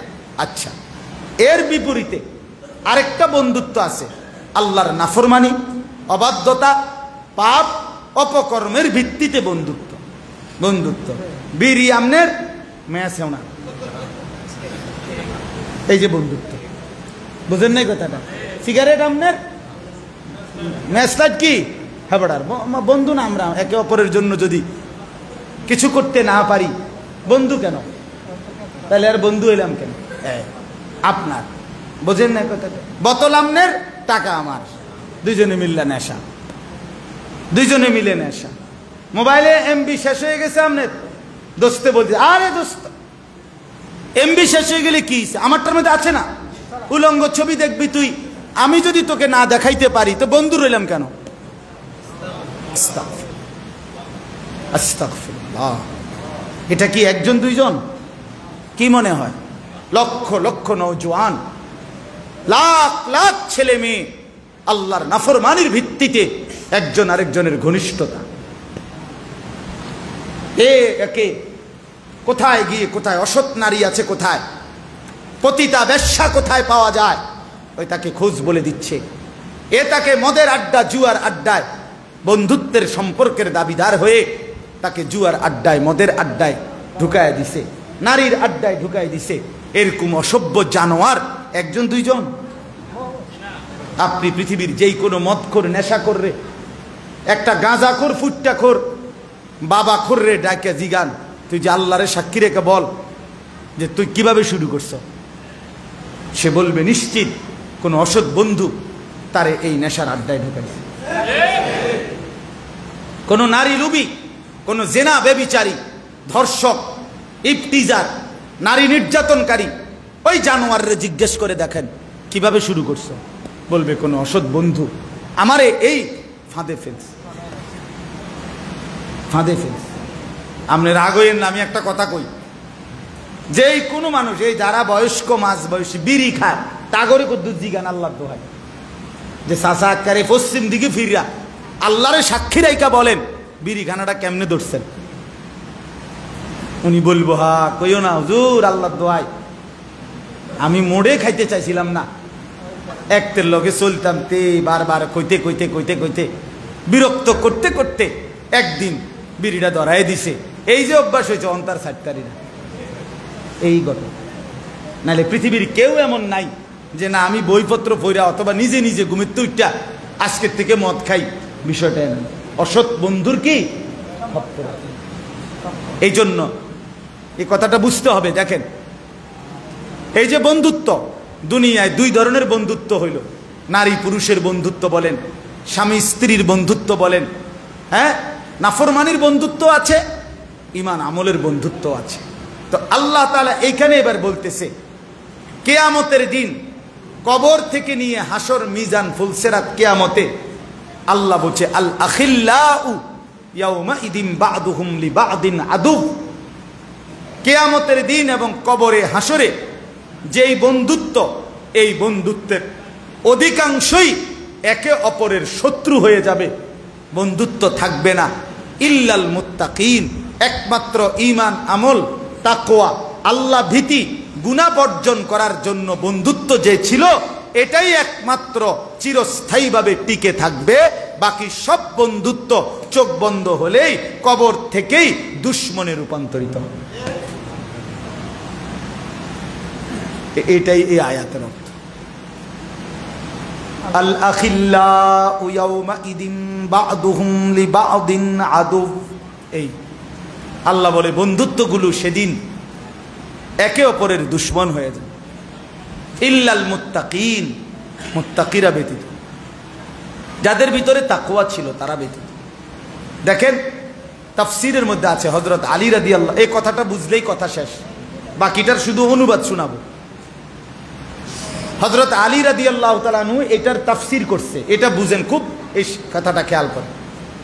হযরত আলী রাদিয়াল্লাহু তাআলা আনহু এই আয়াতের তাফসীরে বলছে, দুনিয়াতে দুই বন্ধুর মধ্যে যদি ঈমান আমলের বন্ধুত্ব থাকে, আমি আল্লাহর জন্য ভালোবাসি, আপনি আমারে আল্লাহর জন্য ভালোবাসেন, আমি আপনারে মনে করাই দিছি আখিরাতের কথা, আপনিও আমারে মনে করাইছেন আখিরাতের কথা, এই বন্ধুত্ব যদি হয়, হযরত আলী এই আয়াতের তাফসীরে বলে এই দুই বন্ধুর মধ্যে প্রথম বন্ধু মনে করেন যে একজন সে কবরে গেল, মারা গেল, মারা যাওয়ার পর, ওই বাবা ওই কথা বলো না, প্রথম বন্ধু মারা যাওয়ার পরে কবরে গিয়া তিনটা প্রশ্নের জবাব ঠিক মতো দিতে পারল, আল্লাহর পক্ষ থেকে তখন ঘোষণা হইল ফেরেশতাদেরকে, ওয়াফতাহু লাহু বাবান ইলাল জান্নাহ, আমার এই বান্দার জন্য জান্নাতের দরজা খুলে দাও। এই লোকটা, এই বন্ধু জান্নাতের দরজা খুলে দেওয়ার কারণে জান্নাতের পুরা দৃশ্য দেখলো এবং বুঝলো। ফেরেশতার পক্ষ থেকে বলাই হলো, হাদা মাকআদুকা, এটাই তোমার ঠিকানা, এটাই তোমার আগামী দিনের গন্তব্য। সুবহানাল্লাহ। দেখেন মজার কথা হলো, হযরতে আলী বলছে, তাফসীর আমি সরাসরি পড়ছি, আলী রাদিয়াল্লাহু তাআলা আনহু বলেন, সাথে সাথে এই লোকটা এই কবরে এই মাত্র জান্নাত দেখে যে খুশি হয়ে গেল, সে এই নেককার লোকটা দুনিয়াতে তার এই নেক কাজগুলো করার ক্ষেত্রে যতজনের বন্ধুত্ব ছিল তাদের নাম সাথে সাথে তার মনে পড়ে গেল। সে সাথে সাথে হাত তুলে আল্লাহকে বলবে, আল্লাহ আমার ওই ওই ওই বন্ধুদের কারণে আজকে আমি এই নেক কাজে উৎসাহিত হয়েছিলাম, প্রতিনিয়ত নেক আমল করছি, বিনিময়ে কবরে আইসা জান্নাতের দৃশ্য দেখলাম, নিজের ঠিকানাটাও দেখলাম, এবার আমার সেই বন্ধুদের জন্য আপনার কাছে ফরিয়াদ, ওদেরকেও আপনি মৃত্যু পর্যন্ত হেদায়েতের উপরে রাখেন, আর কবরে আমার মতো এই জান্নাত তাদেরকেও দেখতে দিয়েন।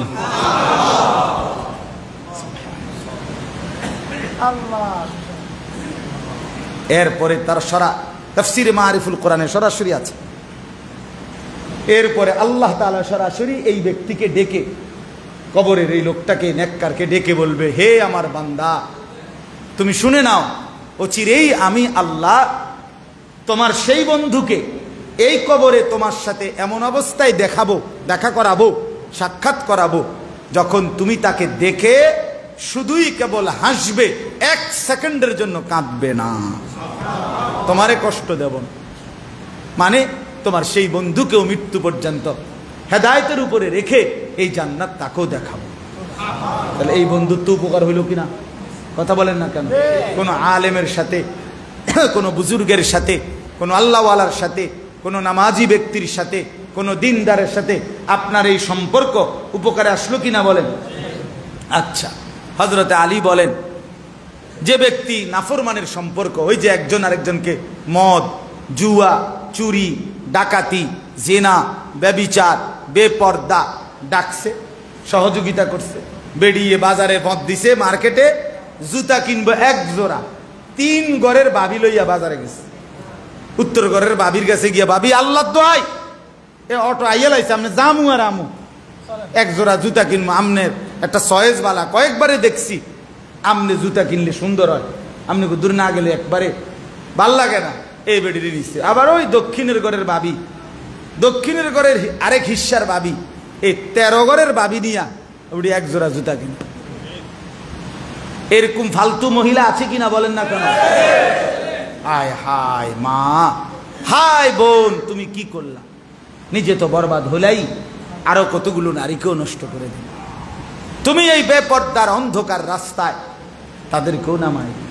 কি পরিমাণ মহিলা রমজান মাসে আল্লাহর দেওয়া রহমত, মাগফিরাত, নাজাতের ঘোষণা। হায় আল্লাহ, আল্লাহ ডাকছে, বান্দা, এই আমার বান্দা, আমি রহমতের দুয়ার খুলেছি, জান্নাতের দুয়ার খুলেছি, আমি জাহান্নামের দরজা বন্ধ রাখছি, শয়তান শেকলে বন্দি করে ফেলছি। আয় না বান্দা, রহমত দেব, মাগফিরাত দেব, জাহান্নাম থেকে মুক্তি দেব, জান্নাতের ঘোষণা দিয়ে দেব। আমি তো বলছি আমার বয়ানে, রমজানের মধ্যে, রমজানের আগে আল্লাহ যেন বলছে, বান্দা রমজানের প্রথম দিন পাসপোর্ট জমা দিবি, রমজানের 30তম দিন ঈদের চাঁদ উঠাইয়া আমি ভিসা লাগাইয়া দেব, জান্নাতের গাড়িতে উঠাইয়া দেব। 30 দিনে ভিসা। কয় দিনে ভিসা? 30 দিনে ভিসা। পাসপোর্ট জমা দিবাই প্রথম দিন, চাঁদ উঠলে, পরের বারে চাঁদ উঠলে ভিসা লাগাই দেব। কিসের ভিসা? জান্নাতের ভিসা। 1 মাসে ভিসা লাগবে। কয় মাসে? 1 মাসে ফ্লাইট, ঈদের দিন ফ্লাইট। আমার দাদার ঈদের দিন ফ্লাইট হয়েছে, মানে আমার দাদা সারা রমজান রোজা রাখছে, মসজিদে এতেকাফ করছে, আল্লাহর ইবাদত বন্দেগী কইরা ঈদের দিন মসজিদ থেকে আইসা দাদা আমার চাচারে বলছে, আমার একটা রিক্সা না দে, বুড়া মানুষ, আমি শ্বশুর বাড়ির যাবো। আমার চাচায় আজকে একটা ঈদের দিন, আপনি কিনতে নন, বুড়া মানুষ শ্বশুর বাড়ির যাবেন, আমরা সবাই এখানে। আহা, আমার দাদা কইছে আমি জামুই, আমার রিক্সা আইনা দে, দেয় নাই চাচা। আমার চাচা তো বাইরে, এরকম হাতে ধইরা আমার দাদা কইছে, কয় ইদ্রিস চল তুই নাতি, আমি আজকে শ্বশুর বাড়ির জামুই, আমি হাইটটাই যামু, তুই দাদার লগে চল। দাদায় লাঠি ভর দিয়া কদ্দুর গেছে, মাঝ রাস্তায় ঘুরাইয়া পড়ছে, সন্ধ্যার আগে আগেই দাদা কবরে চলে গেছে। তা আমি বুঝছি আমার দাদার ফ্লাইট হয়েছে কোন দিন? ঈদের দিন। ঈদের দিনে তো সেই রমজান যে মালিক বলছে আমি 30 দিনে ভিসা দেব, জান্নাত দেব, 30 দিনে মুত্তাকি বানায় দেব, সেই মালিকের দেওয়া এত বড় সুযোগ, যেই নাফরমান বেপর্দা মহিলা, হায় হায়, 1 জোড়া জুতার জন্য, একটা 3 পিস বেটি, একটা 3 পিসের জন্য, একটা শাড়ি আর 1 জোড়া চুরির জন্য তুমি মহিলা আল্লাহর দেওয়া এত বড় সুযোগকে বৃদ্ধাঙ্গুলি দেখাইয়া বাজারে বাজারে মার্কেটে মার্কেটে ঘুরলা। তোমার চাইতে অসভ্য, নির্লজ্জ, বেহায়া, গাদ্দার, সীমা লঙ্ঘনকারী মহিলা আর কেউ হইতে পারে না। তুমি নিকৃষ্ট মহিলা, তুমি নিকৃষ্ট মহিলা। ওই বেটি সবচেয়ে বড় গাদ্দার, গাদ্দার, ঘাটতেরা মহিলা, মনে রাখবেন। কি হয়েছে ঈদের দিনে? আমনে বেডি রেডি কেডা চাইছে? কয়জনে চাইয়া উল্টে লাইছে আমনে রেডি? কোন কিতা কেডা আমনে 3 পিস কেডা চায়? মানুষের আর কাম নাই, হ্যাঁ? বাকি মানুষ আর 3 পিস কিনছে না, বাকি মানুষ হাফ প্যান্ট কিনছে। আমনে এটার লেগে যে এইভাবে পুরাটা দিন বাজারে ঘুরলেন, কোথায় নাজাত, কোথায় রহমত, কোথায় মাগফিরাত, কোথায় তারাবি, কোথায় ফজর, কোথায় জোহর, কোথায় আসর, কোথায় মাগরিব, কোথায় কিসের জন্য গেল? স্বর্ণ ছেড়ে আমার শায়েখ আল্লামা মুফতি মুশতাকুন নবী কাসিমি হযরত বলে, আহা, হীরামণি মানিক ছেড়ে মাটির ঢিলা নিলা, ফেলে দিলা কি? নিলা কি? কি নিলা মুসলমান? আরে ছেলেরা, তোমরা যারা জুতা কিনছো ঈদের দিন, পরছো নতুন জুতা, বলো ভাইয়া তোমাদের এই প্যান্ট জুতা কে দেখছে? কয়জনে দেখছে? কিটা দেখছে? কি দেখছে? ঈদের দিনে যারা গান গাইলা, বাদ্য বাজাইলা, নাচ গান করলা, হায় মুসলমান, হায় ছেলেরা, কার দেওয়া ঈদে কার জন্য করলা? ঈদ তো আল্লাহ দিছেন, ঈদ তো আল্লাহর দেওয়া। ইন্নাল্লাহা আবদালাকুম, কোরআন হাদিসে আছে, আল্লাহ দিয়েছেন। যেটা আল্লাহ দিলেন, সেই আল্লাহর দেওয়া ঈদে আল্লাহর বিরুদ্ধাচরণ করা, গান বাদ্য, বেহায়া বেপর্দা মেয়েগুলোকে ছেড়ে দিলেন, ছেলেগুলোকে গান বাদ্যে লাগাই দিলেন, তাদের হাতে তুলে দিলেন, মোবাইলের হাতে তুলে দিলেন। আহা মুসলমান, কি করলেন? পিকআপ ভাড়া কইরা, ডেকসেট পিকআপের উপরে লইয়া, এরপরে আপনার নাচা নাচি ফালাফালি মেইন রোডের মধ্যে, লক্ষ লক্ষ বাংলাদেশে ছেলে পেলে এই ঈদের দিন পিকআপের মধ্যে ডেকসেট বাজাইছে। আছে না এমন? আমার ছেলে 6 বছরের, হয় আমারে জিজ্ঞেস করছিল 1 বছর আগে, একদিন ঈদের নামাজ থেকে ফেরার পথে ডেকসেটের মধ্যে এরকম ফুলাফান পিকআপের মধ্যে লাফাইতে আছে। আমার ছেলেটা আমারে জিগাইছিল, ছোট, আব্বু আব্বু এরম করে এরম। পরে আমি বলছিলাম, আব্বা এগরে আজকে সকালবেলা কুত্তা কামড়াইছে। আমার এই বয়ান আছে নেটে, এখনো আছে। এগরে কুত্তা কামড়াইছে, কুত্তায় কামড়াইছে, তোরে কুত্তা কামড়াইছে বেটা। এই জন্য কুত্তার কামড়ে তুই নাস্তিক। মুসলমানের ঘরে জন্ম নিয়া কি করলে, কি করলা, কি করলা? আল্লাহর দেওয়া, সেখানে আল্লাহর বিরুদ্ধাচরণ করা। যদি আল্লাহ ঘাট তুলে ফেরেশতা আসার দেয়। এজন্য বললাম মা বোনদেরকে সতর্ক করা উচিত। মায়েরা বেশি বেসামাল, বোনেরা বেশি সাহসী, কিছুই মনে করে না। নিজের শরীর, নিজের যৌবন, নিজের ইজ্জত, নিজের আব্রুর কোনো গুরুত্ব নেই। মনে করে রাস্তার বেরোই, রাস্তার বখাটে, আহা 1 ঘন্টা লাগাইয়া সাইজা গুইজা যে বের হইলেন, বোন কারে দেখাইলেন? রাস্তার বখাটে দুশ্চরিত্র খারাইয়া মতে মুত্যা ফানি লয় না, এরকম অপদার্থ মুতের গন্ধে কাছে যাওয়া যায় না। এরকম অপদার্থ দেখবে, হাসবে, টিটকারি মারবে, শীষ মারবে। এরকম অপদার্থরা দেখার জন্য যে বোন বেপর্দা হাঁটলো, তার রুচিটা কোথায়? আল্লাহ আমাদেরকে মাফ করে দেন। তো বলতেছিলাম, এই 2 বন্ধুত্ব যারা গুনাহের, তাদের একজন কবরে গেলে 3টা প্রশ্নের জবাব দিতে পারবে না। না পারলে আল্লাহ বলবে, ফেরেশতারা জাহান্নামের দরজা তার জন্য খুলে দাও। জাহান্নামের দৃশ্য দেখে এই নাফরমান চোখের পানি ফেলে আল্লাহর কাছে হাত তুলে দোয়া করবে, ওই বন্ধুদের নাম তুলে, যে বন্ধুরা তাকে এই গুনার কাজে প্ররোচিত করছিল। কসম তাফসিরে আছে, সেই ব্যক্তি বলবে, আল্লাহ এই বন্ধুদের কারণে আমি গুনার রাস্তায় জীবনভর ডুবেছিলাম, আমি আপনাকে ভুলে গেছি, আখেরাত ভুলে গেছি, কবর ভুলে গেছি। ওই বন্ধুদের কারণে মদ, জুয়া, নাচ গান, জিনা, ব্যভিচার, বেপর্দায় আসক্ত ছিলাম। আপনার কাছে ফরিয়াদ, আমার পরিণতি যেহেতু জাহান্নাম, আপনি আমার সেই বন্ধুদেরকেও মৃত্যু পর্যন্ত হেদায়েত দিয়েন না। কসম আল্লাহর, এটা তাফসীর আছে, আপনি তা করে হেদায়েত দিয়েন না, বরং ওরাও যেন এই কবরে আমার মতো পরিণতি হয় এবং এরাও যেন জাহান্নামে দেখতে পায়। এই বদদুয়া, এই অভিশাপ আপনার কাছে দিলাম। আল্লাহ তাআলা তখন বলবে, আল্লাহ তাআলা তখন বলবে, হে আমার বান্দা, অচিরেই আমি তোমার সাথে তোমার এই বন্ধুদেরকেও এই অবস্থাতেই সাক্ষাৎ করাবো। এই শেষ কথা। আল্লাহ তাআলা বলেন, আল আখিল্লাউ ইয়াউমাইদিন বা'দুহুম লিবা'দিন আদুউন ইল্লাল মুত্তাকিন। নেক আমলের সম্পর্ক ছাড়া বাকি সমস্ত বন্ধুত্ব অচিরেই শত্রু হয়ে যাবে। কি হয়ে যাবে? শুধু নেক কাজের বন্ধুত্ব টিকে থাকে। আর এই নেক আমলের বন্ধুত্ব যারা একসাথে হবে, তাদেরকে আল্লাহ তাআলা হাসরের ময়দানে ডাক দিয়ে কি বলবে? মানে যাদের সাথে পরস্পরের বন্ধুত্ব ছিল, ঈমানের বন্ধুত্ব, আমলের বন্ধুত্ব, আল্লাহ তাদেরকে বলবে, ইয়া ইবাদি লা খাউফুন আলাইকুমুল ইয়াওমা ওয়ালা আনতুম তাহজানুন।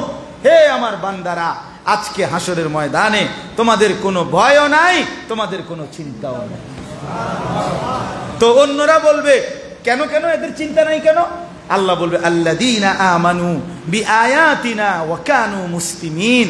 জানো না, এরা দুনিয়ায় থাকতে আমার আয়াতগুলোকে পুরা মেনে নিয়েছে এবং আমার অনুগত হয়ে মুসলমান হিসেবে জিন্দেগি কাটাইছে।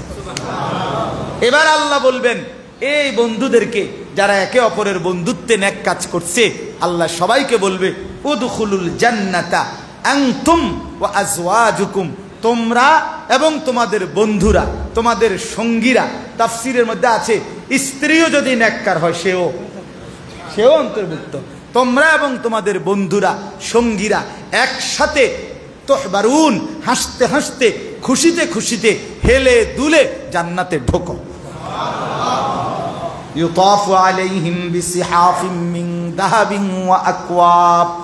এরপরে তারা জান্নাতে ঢুকবে, আল্লাহর পক্ষ থেকে ঢুকে দেখবে পুরা জান্নাতের মধ্যে তাদের সামনে স্বর্ণের থালা এবং স্বর্ণের গ্লাস তাদের সামনে ঘুরতেছে। আর আল্লাহ বলবে, এই ফেরেশতা, আমার জান্নাতি বান্দারা, থালাও আছে, গ্লাসও আছে, আর সব রেডি আছে। ওয়াফিহা মা তাশতাহিহিল আনফুসু, দিলে যা চায় বলো, অর্ডার করো, সাথে সাথে এসে রেডি হবে। বলো কি কি খাইবা, ফল কি খাবা, জুস কি খাবা, হ্যাঁ, তারপরে খাবার কি খাবা, গোশত খাইবা কোনটা, ফ্রাই করা খাইবা নাকি ঝোলওয়ালা খাইবা। সুবহানাল্লাহ। হ্যাঁ হ্যাঁ, এটা হাদিসে জান্নাতে, জান্নাতের পানিতে মাছ আপনার নড়াচড়া করবে, জান্নাতীকে ডাক দিয়ে বলবে আতাকুল ইয়া ওয়ালি আল্লাহ, হে আল্লাহর বন্ধু, হে আল্লাহর প্রিয় বান্দা, আমাকে খাবেন? আতাকুল। তো তখন জান্নাতি বলবে হ্যাঁ খাবো খাবো। তো তখন সেই মাছ বলবে আমাশবিয়ান আম মাতবুখান, ঝোলওয়ালা খাবেন না ফ্রাই ফ্রাই, ভাজা ভাজা খাবেন না ঝোলওয়ালা খাবেন? তো কোন কি খাবে? মা কথা কয় না। আরে ওই যে ওয়েটারে হোটেলের মধ্যে ভাতের থালা মধ্যে ভাত আইন না, তারপরে জিগায় না গরু না ছাগল, মানে কোনটা খাইবেন? একটা না অনেক হোটেলের বয় অনেকক্ষণ কইয়ালায় 15-20টার নাম একসাথে বলে ফেলে। হ্যাঁ, তো মাছ বলবে কোনটা খাবেন? তো একটা অর্ডার দেন, বলেন না কা, হ্যাঁ ফ্রাই খাবেন, মাশাআল্লাহ। হ্যাঁ, এটা গুনাহ না, গুনাহ না, মজা তো এটা। আপনি জান্নাত চাইবেন না আল্লাহর কাছে, তো আমরার জন্যই তো জান্নাত। জান্নাত কি গরু ছাগলের জন্য? আমাদের জন্য। আল্লাহর কাছে চাইতে হবে, আল্লাহ আমাদেরকে তৌফিক দান করেন। তো জান্নাতি ভাজা মাছ মজা করে খাবে, খাওয়ার পরে কাঁটা টাটা সহ এগুলো রাখবে, সাথে সাথে মাছ আবার নতুন করে মাছ হয়ে আবার পানিতে ভাসবে। কসম, জান্নাতি তখন বলবে হায় আল্লাহ, তোমারে না আমি এই মাত্র খাইলাম, তুমি যে আবার মাছ হয়ে গেলাম। তখন মাছ আবার বলবে জান্নাতিকে হায় আল্লাহ, আপনি জানেন না এখানে যে আপনারও মরণ নাই আমারও মরণ নাই, বুঝেন নাই? খালিদিনা ফিহা, এটা আমনেরও আমারও। এই জান্নাতে আপনিও স্থায়ী, আমিও কি কাজেই খাবেন, যতবারই খাবেন, আপনিও আর মরতেন না, আমিও মরতাম না। সবার চেহারায় হাসি দেখা যাচ্ছে, মাশাআল্লাহ। আল্লাহ আমাদেরকে তৌফিক দান। ওয়াতালাজ্জুল আয়ুন, আল্লাহ বলে চোখ শীতল হবে, দিল যা চাইবে তা মিলবে।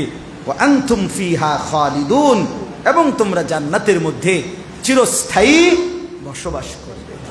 ওয়া তিলকা, এবার আল্লাহ বলবেন সব খাওয়াইয়া টাওয়াইয়া, হ্যাঁ প্রথম নাস্তা রাস্তা করাইয়া আল্লাহ বলবেন এবার ওয়া তিলকাল জান্নাতুল্লাতী উরিসতুমুহা বিমা কুনতুম তা'মালুন। আমার বান্দা, সারাটা জিন্দেগি যে তুমি আমল করেছো, নামাজ, রোজা, হজ, যাকাত, ওযু, গোসল, দান, সাদাকা, জিকির, তাসবিহ, হজ, উমরা, তেলাওয়াত, এই যেগুলো করছো না, এর বিনিময়ে এই বিশাল জান্নাতের উত্তরাধিকার তোমাকে বানায় দিলাম। লাকুম ফিহা ফাকিহাতুন কাসীরা মিনহা তাকুলুন, এখানে অসংখ্য অগণিত আইটেমের ফল ফলাদি আছে, তুমি খাইতে থাকো, উপভোগ করতে থাকো, কোনো চিন্তা আর করো না। আল্লাহ তাআলা আমাদেরকে তৌফিক দান করেন, জীবন সুন্দর করার তৌফিক দান করেন। আল্লাহ তাআলা আমাদের সবাইকে এমন বন্ধুত্ব যেন হয়, যে বন্ধুত্বে আমার দ্বারা আপনার উপকার হয়, আপনার দ্বারা যেন আমার কি হয়, উপকার হয়। আল্লাহ আমাদের সবাইকে কবুল করেন, আমিন। সুবহানাল্লাহি ওয়া বিহামদিহি, সুবহানাকাল্লাহুম্মা বিহামদিকা, আশহাদু আল্লা ইলাহা ইল্লা আনতা।